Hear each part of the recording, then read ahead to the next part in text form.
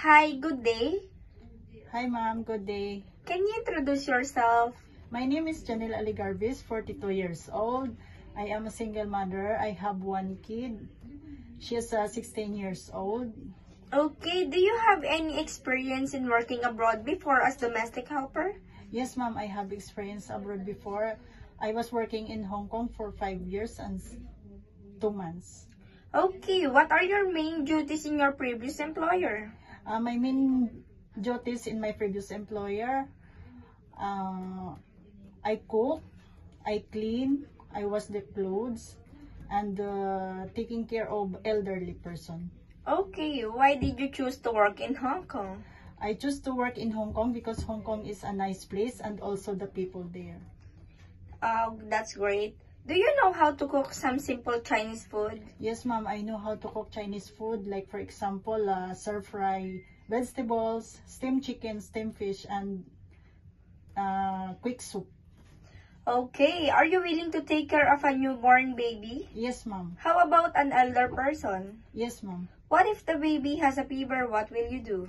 I will check first the vital sign and also the body temperature ma'am, and then I will report to my employer. Okay, that's great. What can you teach to your employer's children?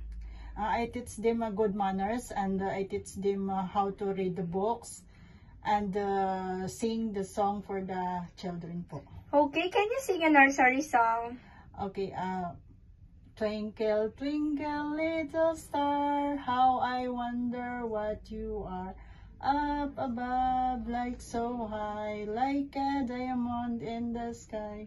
Okay, that's great. What kind of employer are you looking for? I look employer like understanding ma'am and kind to me. Okay, are you afraid of dogs and cats? Yes ma'am, I'm afraid of dog and cats. Okay, what can you say about yourself? How about your attitude? My attitude is I am a respectful woman, and I am polite. I am hardworking too. Okay, can you give a short message to your employer so that they will hire you? Hello ma'am and sir, good day. Please can you hire me as your domestic helper in your family? I hope you like me, and then I will do my best as your domestic helper. I am a very hardworking person. Thank you.